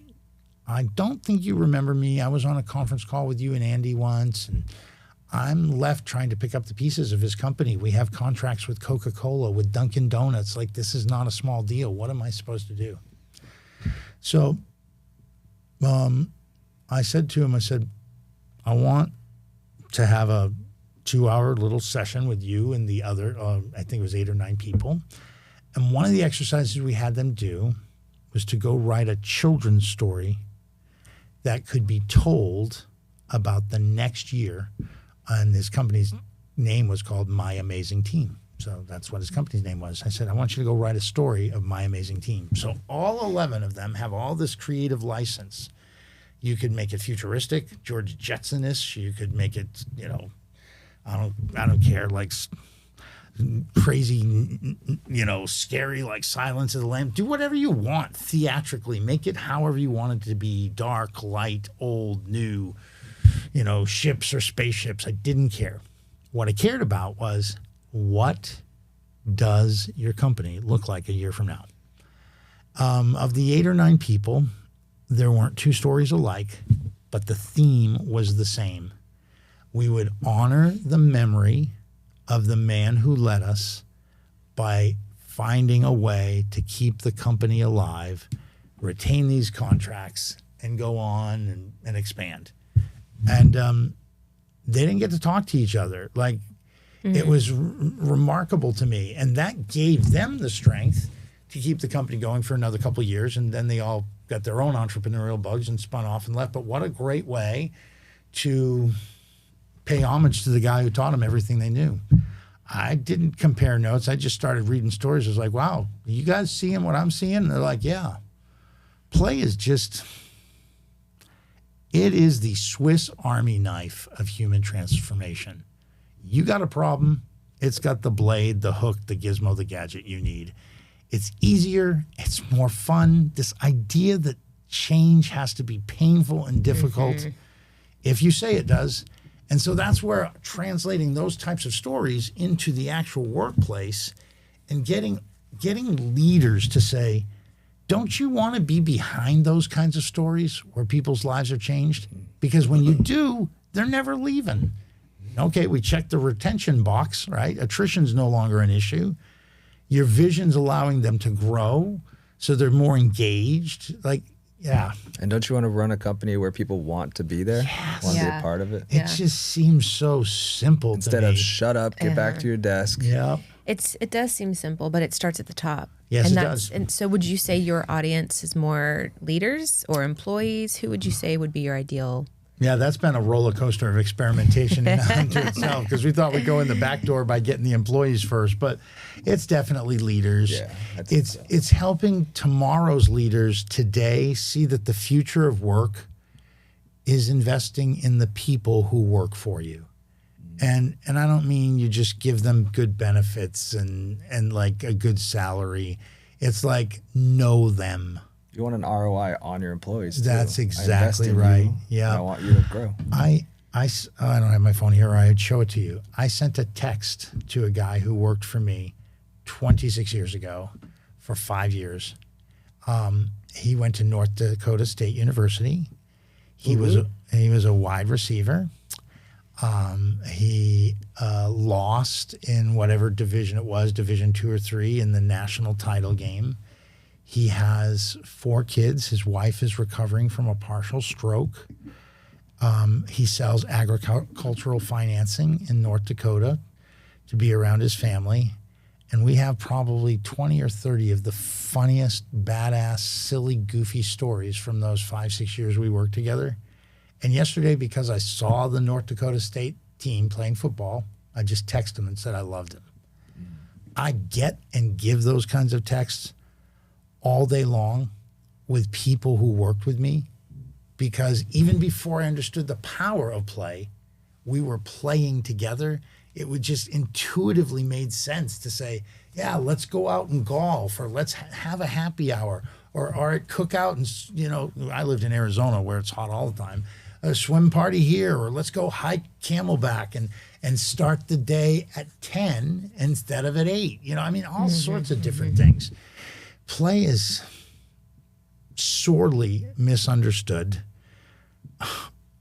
rarely utilized, And frankly, it's why I believe in my lifetime we'll see world peace, because you can't be on the playground and be pissed at each other. You can't be on the playground and be more interested in fighting for your position than fighting for the playground. And man, I'm so freaking excited about it. Well, I guess this leads me to a question. You must believe in play too, then, huh? Uh-huh. You want to talk about it? What do you want to talk You about? being a part of it? Yeah. Surprise, surprise. I'm glad. Surprise. I wasn't sure if I got to tell your audience that.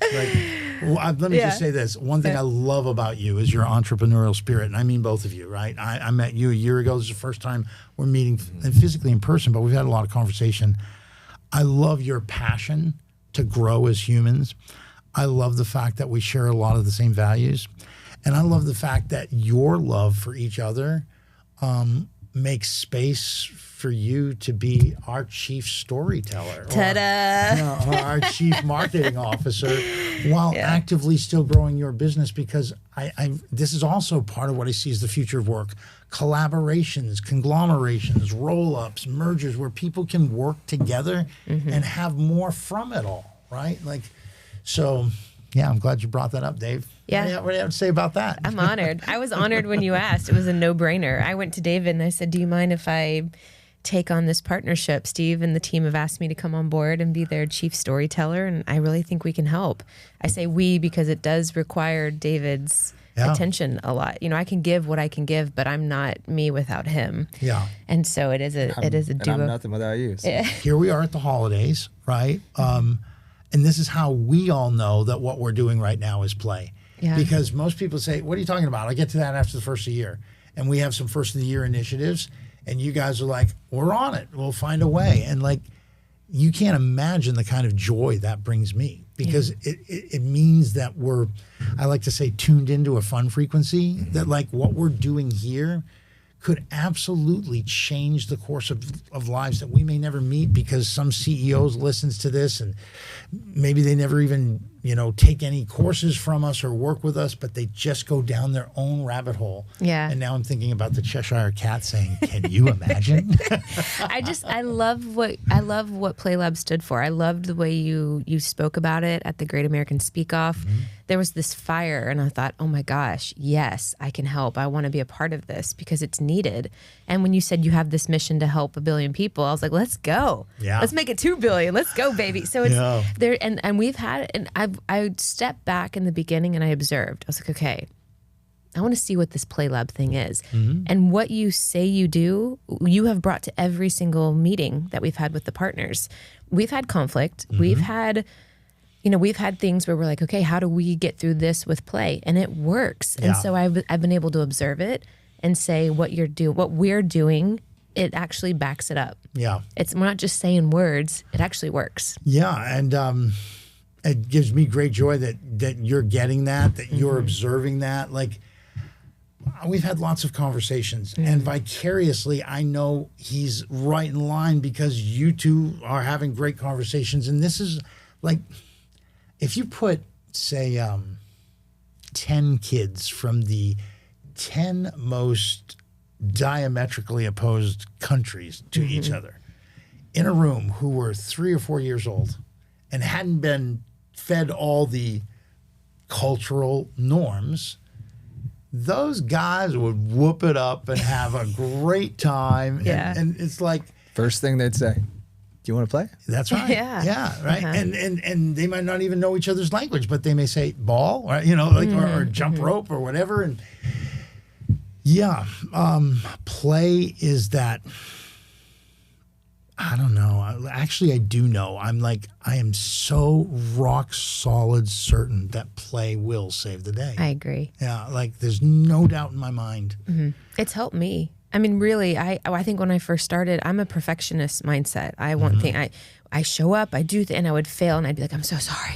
And you're like, it's fine. Just when can you get it done? I'm like, oh, and you took the pressure off, which I was coming from this mindset of, my own patterns. And so you guys over the last, I don't know, maybe the last year, we've really been working subconsciously, whether you know it or not, y'all have been really helping me with my patterns in the workplace. Structure's okay, but if you color out of the lines, you're allowed to here. Yeah, right. Yeah. You don't And get slapped on the wrist. And people like, and I used to expect that from people in my life too. And I no longer, I mean, yeah, I want people to show up, but if they don't, I'm no longer like, you didn't show up on time and I'm here. Now I'm like, there's grace. It's taught me grace. I guess beautiful. is the best thing to say. To a certain To an extent, If I you mean, said 10 and you're here at 12:30, be like, okay, I already left. that's what true. are we doing? But I mean, like, I've had people say, hey, we've had people on the podcast that have had to cancel. Things happen. And old me would have been like, you ruined my whole day.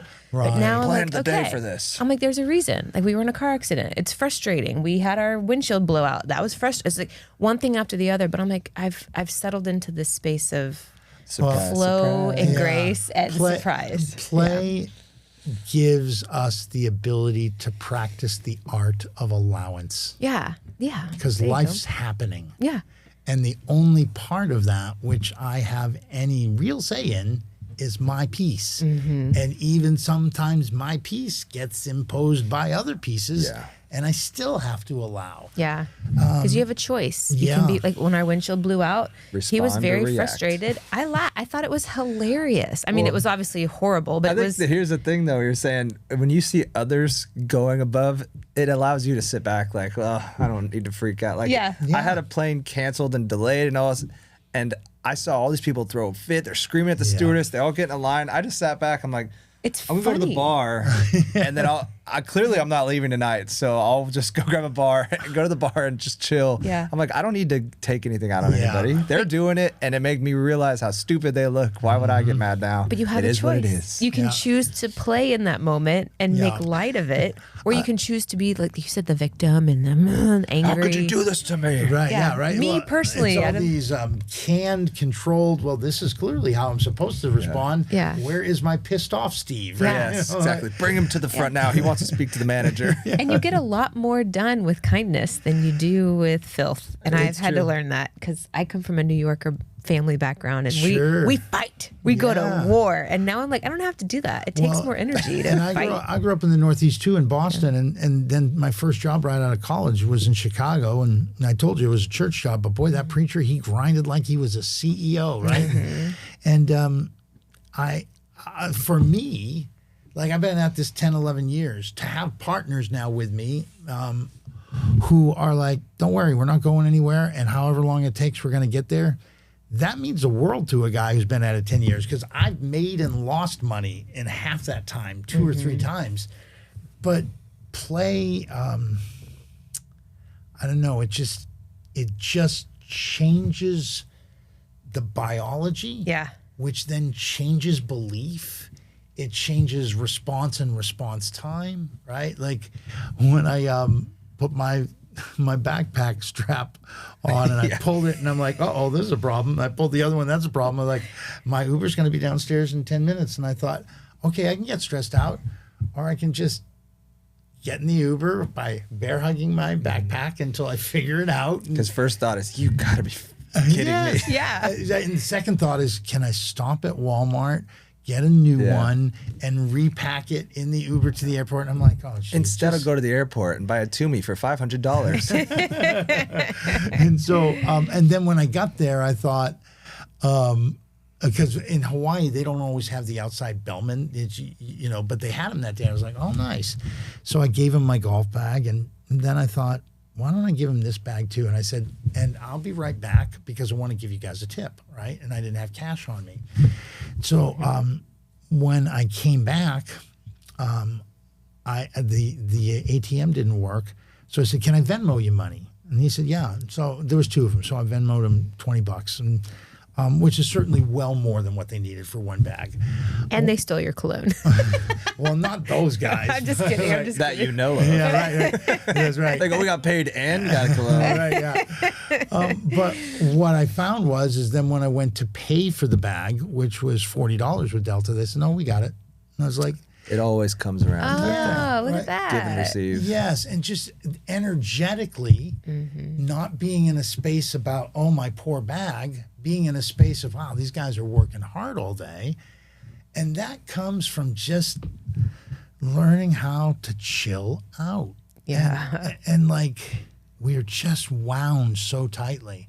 And that's how I always tell people, if you think you're playing, but you're still wound tightly, you're something else, but you're not playing. Because play just sets everything. You're competing at that point. Yeah, that's right. Yeah. But play sets everything in order, I guess. And I like to say it this way, like, I wear glasses so I can see things up close. But when we put lenses on, the view is different without the lens. So I always ask people, tell me what's the best view you got? Because the best view I've got is always through the lens of play. It's better than, and by the way, I love breath work. I love shamanic work. I love stretching. I love meditating. I love sitting in personal development seminars. I get jacked by that stuff. Fact is, we want to do our own eventually, right? I'm like, all that stuff really does something wonderful for me. But every one of them, everyone takes set and setting. You need a place and a time. I can play at the drop of a hat anywhere. So no more setting play dates. You just got to go. Yeah. Play dates are useful, right? Yeah. Especially for the people who are so given to work, right? I just tell people, find a little time in the sandbox. You'll build your own castles real quick. And I love that we start all of our meetings with the partners by telling how we feel in one word. We go around the partners and we all get a feel of where we are mentally and emotionally that day, and we just hear each other. And then we start our meetings. That's right. Yeah. And sometimes those meetings get delayed a bit until that feeling is fully understood to make sure that partner is fully supported. I've never been in a setting like that. Now, Never. When I owned my mortgage company with two other guys, we would be wise enough to know that, okay, one of us needs to go chat with so-and-so afterwards. But to take it to that level where it can all be out In the open. right is so I don't want to talk useful. about it. Yeah. Like, how can we support each other that day? It's really, because sometimes we all show up and we're all 10s. Sometimes someone's a 1, and we just have And to. you feel it. Yeah. You can feel it. And what's nice, I guess, in that situation is let's address it, because otherwise you're going to ruin this meeting. So Yeah. let's Yes. work through this. Yeah. That's exactly right. And we're actually going to spend some time with a gal tomorrow and the next day who is excited about the idea of building community where we practice that, right? Like, and it's free. It's not an expense. Now, of course, there's paid ways to work with Playlab, but to literally build a place where you can experiment expression safely gives you the ability to rethink everything. Like, if someone says something to me, to be able to not take it home and complain to the wife, the kid, or the dog, or in my case, to my minions. You can't believe what he said to me today. Like, how much does that happen? Yeah. Versus, hey, time out. Can like we just work through what I just heard? Because this is what I experienced. It may not be what you meant, but it is what I experienced. And then that person's going to be like, yeah, let's take the time. Let's talk it through. And we've had several issues with Playlab where that, to me, has become the biggest test of what we're all about. And being able to express those kinds of things, oh, man. It's awesome. It is awesome. Yeah. Because otherwise, you carry it around in the back of your mind and say, okay, when am I going to get to this? Or how am I going to deal with that? And like the other day, Matt says to me, he says, you don't talk to me enough. I love Matt so And so do I. And he said it just like that. I said, yeah, I would agree. And I move at a high rate of speed, don't I? And he said, yes. I said, so when are you going to schedule a weekly meeting like Adam has? Because Adam feels the same way. Like, if I'm going to keep up with Steve, I have to have something regular with Steve.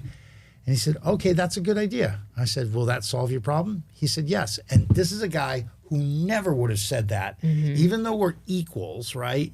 He just wouldn't say that because he somehow it feels like conflict to him.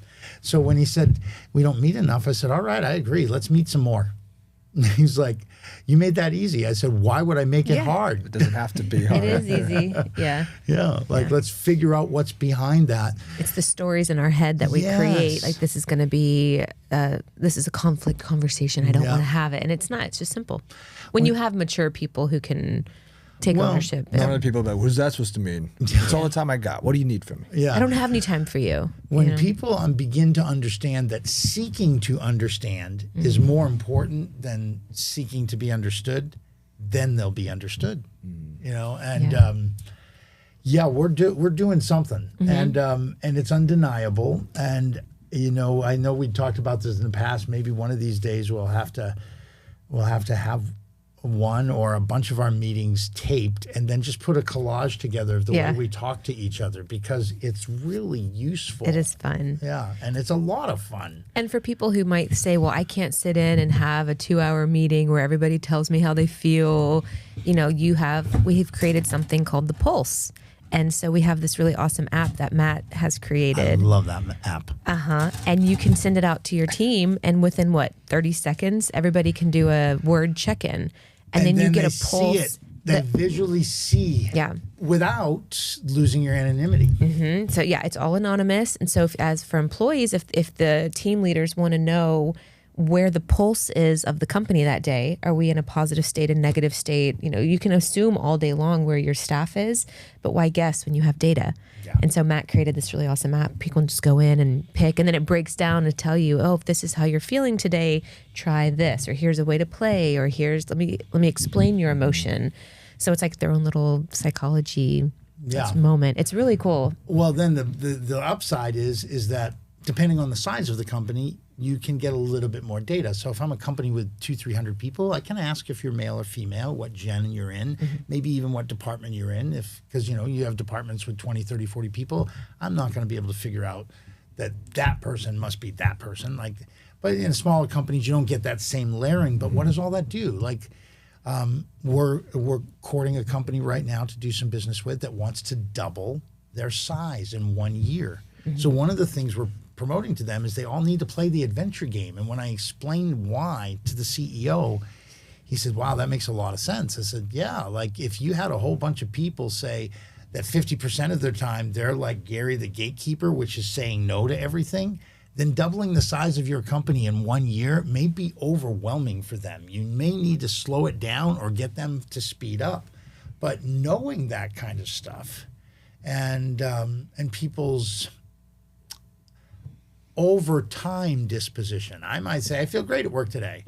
But if over the next 30 days, I said, I feel melancholy, I feel agitated, I feel misunderstood.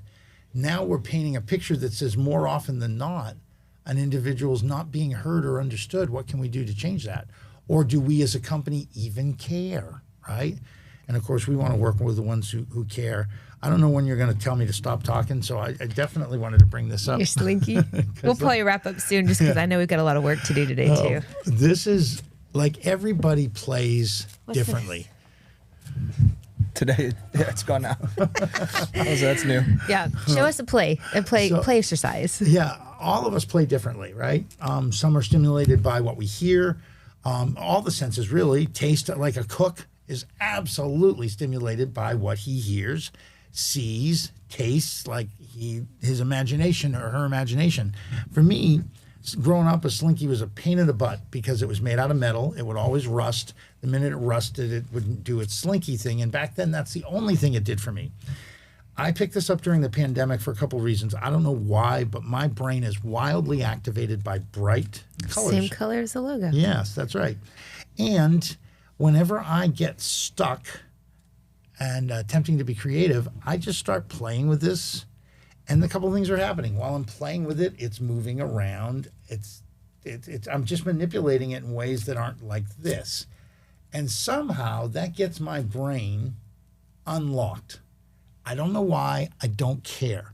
I just know that when I play with this, it settles the mind in a way that gets me to a place where I want to be quicker, which is why these things became so important for people who were mad, and they were founded after people said people are using this stuff.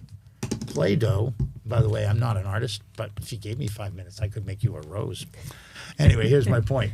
And I did that just to prove that I could because I'm not an artist. But that literally, they said, people aren't making anything with Play-Doh. They're just squeezing it. You get that bubble and feel the pop. Yeah, and what's the point? Well, somehow that motion for a lot of people releases stress, or it deactivates tension, right? So experiment with anything you want, but experiment, because the experiment itself will draw you down these rabbit holes that I can tell you after 11 years, man, I genuinely believe I'm going to live for another 50, 60 years. And I also believe when I die, I'll die playing.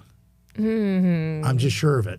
And it's going to be so much fun, whether my body just gives out on a jog or, you know, I jump out of an airplane and pull the wrong cord because I'm old. Like, I'm being a little facetious, but like, why not? Like, so that being said, what's your funeral going to be like? Oh, I'm glad you brought that up because I've thought that through. Like I have, and you are now on it. You will be added to it shortly because now I've experienced you in person. You've planned your funeral. Not my funeral, but my impact statements to people who've made an impact on me. I have a private YouTube page that only I see, and in my living trust, there's a password to that my son will be given, and he'll be directing to each of you that I've already sent you a message so that when I pass, you know the difference you've made in my life. That's so cool. And I've done that with 72 people already. So you'll be the 73rd.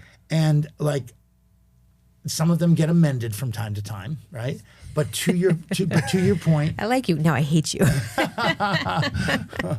none of that. Just kidding. But to your point, like I have thought it through because I don't know what comes next. I don't really worry about it. I just know that I want the memory of me to be a celebration of life. And so my son's already agreed to this. I said, son, don't bury me, burn me.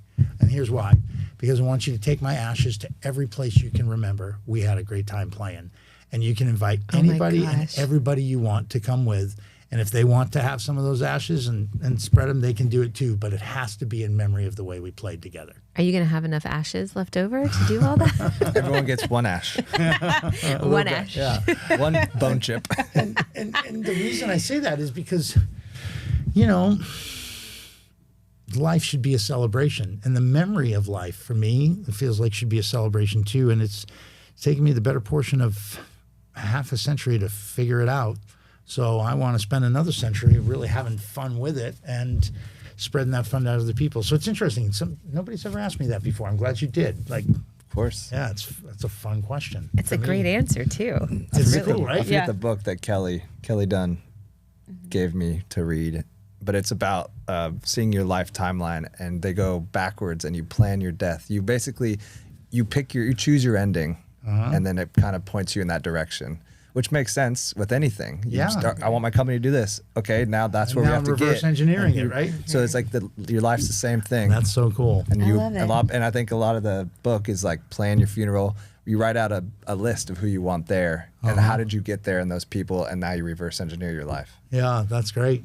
I'm so excited. I'm excited to be a part of it. I'm excited to have you here. I'm excited to jump in. We're going to make some awesome content. So you guys, if you want to stay up to date, you got to go check us out. Playlab Instagram, we'll link it. We're on all the platforms, so come check us out. And if you have very soon, our chief storyteller will be more prolific in LinkedIn. Oops. Working on it. And by the way, I'll just confess this now. I've never been much of a fan for social media. However, I pledge this, that I will, as a result of all the stuff we're doing, be very, very active from here on out because it's fun. A, it's fun, and B, I think I've finally gotten rid of most of that imposter syndrome that says nobody would ever listen to me anyway. But it exists in all of us. Yeah. And so, yeah, like I want to shout it from the rooftops. It's time. You got no choice. You got a microphone and 3 cameras pointed at you. They're listening. Good point. If you're a business and you're looking to have Playlab show up, is there somewhere? I mean, I know, but I'm going to ask you because you're on our podcast. Website, all that stuff. For sure. Well, where can people get? Well, let me tell them where they can get more and a couple quick coming attractions. Okay.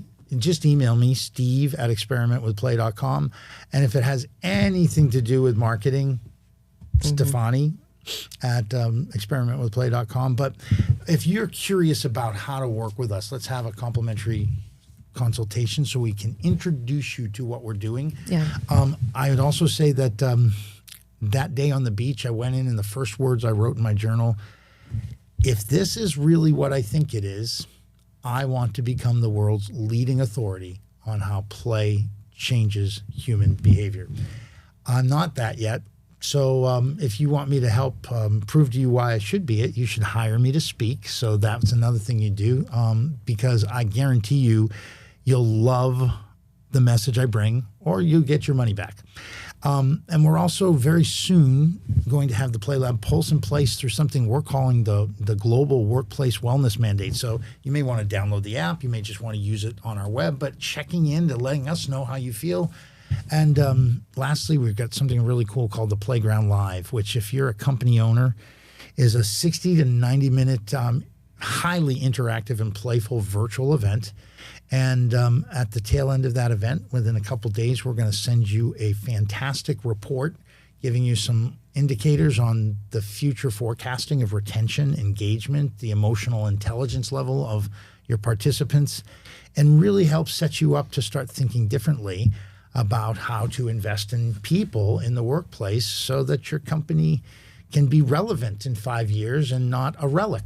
Mm-hmm. So these are some of the things we got cooking. Yeah. Yeah. And the data alone, I mean, people fear maybe there's an investment of time or money, but the money that the companies make by investing in the people surpasses the investment of Playlab. By far. So much. I've seen people spend hundreds of thousands of dollars to make the workplace better. And, obviously there will be consulting packages and things like that depending on how long you want to work with us, sure, we'll get into six figures, but there's not a thing on our menu today that is even a fraction of that cost, but will give you much more data, much more impact. And the ROI and the VOI, it's insane. And take much less time. Yeah. Yep. So. Yeah. Because how often can you say I've done a consultation and I've actually got my money back? Yeah. Not many businesses. And so the fact that we have some data to back that, and we'll send it all. So keep in touch. Yes, right. Please do. Keep in touch. We'd love to see you. This has been so much fun. I know. It is just the beginning. No. And by the way, I don't even know how long we've been doing this, but still no jet lag, still ready to go. So I have an IV under the table. I'm pumping him with adrenaline. Is that You're about to crash. Pin in my calf? Ouch. Yep. That's a catheter. Gross. All right, on that note, thank you guys so much. We'll see you next week. Much aloha. All right. Bye.